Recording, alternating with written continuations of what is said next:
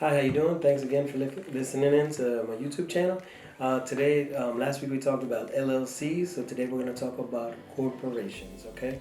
So, again, a business, a lot of people thinking about going into business or just starting, a lot of times they go by other people's advice or things that they've heard. Always recommend that you do your research, okay? We're simply today talking about the differences, right? So I talked thoroughly about LLCs. And now we're going to talk about C Corp and S Corps, okay? Ultimately, corporations, right? So there's two different corporations. So corporations. So let's say with your state you file, hey, I want a corporation, okay? And you just open a corporation, all right? So that is when you're not really thinking about C Corp or S Corp, okay? You open a corporation with the state, you register it, and then say you have a corporation. It could be INC period, could be a corporation, could be corp, could be corporation, however you want to put into that name and the entity that you come up with, making sure that that name is distinguishable and can be filed open with the state. Okay, now once that is open with the state, you're going to go to the IRS, or you have your accountant help you, or in order to help you get the EIN or a service service provider. Now when you fill out the corporation, it's going to ask you many questions, right? It's going to ask you how many employees, when are you going to start payroll, what type of industry, and bam, IRS is going to give you EIN, okay? They're going to give you an EIN. Now that EIN is in that letter as well is going to tell you that you can also, treat to be elected as a S Corp if you wish to file the proper documentation for that, or, C Corp, okay, 1120. It's automatically going to tell you 1120 because it's like a default, but if you do the paperwork to be treated as an S Corp, you can do that. So the major difference, so C Corp and S Corp. So if you want to Google as well, you can, after this video, see the difference and pros and cons of each one. A lot of times I have people say like, well, why corporation compared to LLC, right? And it goes back to protecting yourself, right? So a lot of times a corporation automatically is, in my opinion, look at it as like a wall, a way to protect yourself from being an individual to your business, okay? So you're putting up a wall, which is another layer of protection, okay? So you're in your business, you're running your business. You have workers' comp insurance, God forbid one of your employees get hurt. You have liability insurance, God forbid one of your fleet or your car crashes or something happens. Or, personal property gets burned or destroyed. So we protect ourselves in that sense, okay? So then also in business, we're protecting ourselves by opening a corporation and not having our name. Let's say that business and bank account and everything isn't under our name or our social security. It's another entity. That entity has license, that entity has insurance, that entity has. So that's what we're doing. So a corporation, whatever corporation it is protecting yourself, okay? And way more than naturally a sole proprietor would or an LLC. Okay, and as we did talk about last week as well, LLCs can be converted, right, with 8832 to either a C Corp or an S Corp, okay? So one thing I've heard of many years as well, and I'm going to address this, is a lot of people say, well, S Corp pays more taxes, double tax, and S Corp doesn't. Well, you find, I've been doing this for a long time, so in S Corp, I always recommend to people naturally, if you open a corporation, and let's say you had a business and you know this business will be successful making money, from the gate, I recommend you do payroll for either entity, okay?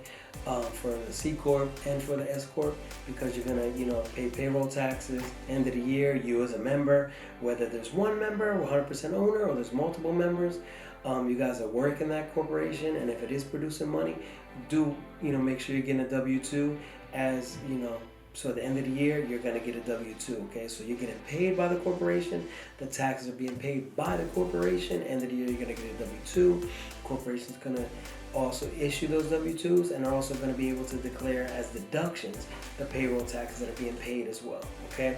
So then let's go over to the S Corp.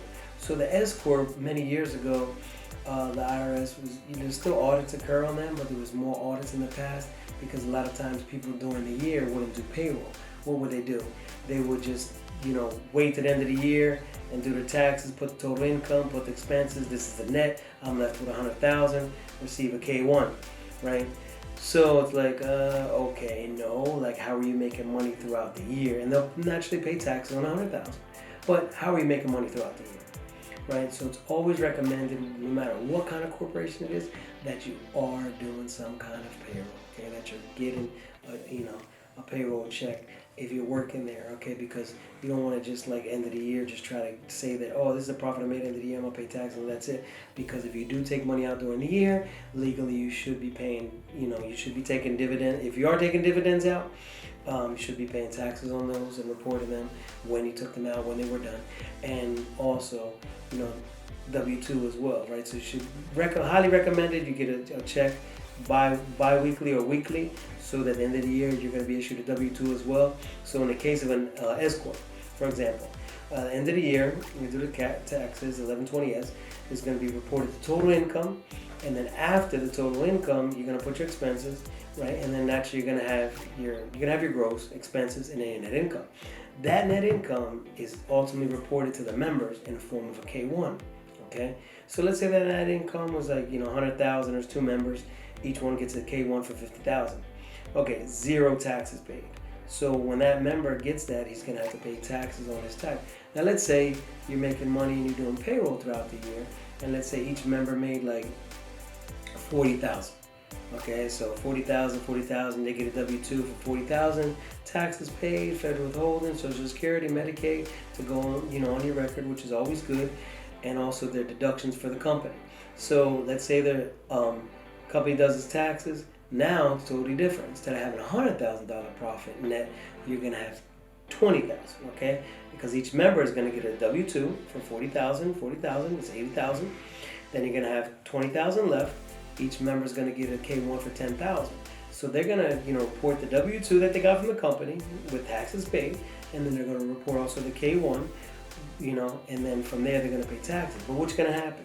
Your tax liability is definitely going to be way less because you paid taxes already on the 40,000, and Social Security, Medicare to go along for your Social Security when it may be time for you to retire, whatever it may be.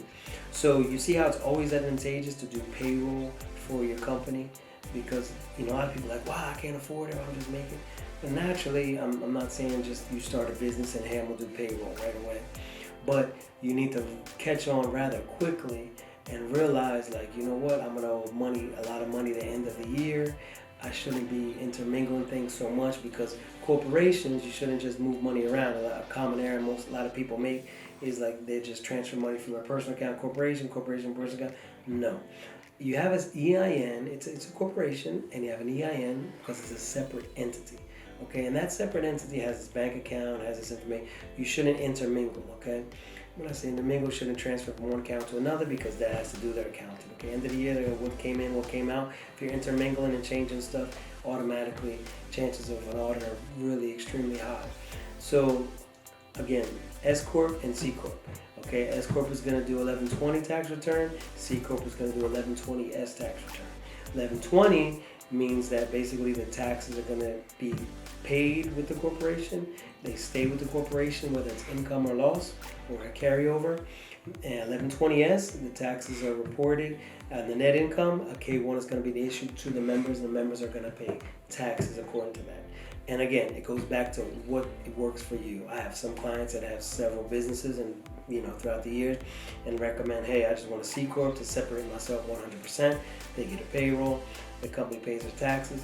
Then I have some that have a lot of moving parts, may invest in other properties, they may have high losses in different places, but they want to balance it out, and they know they're issued a K-1, and that's fine.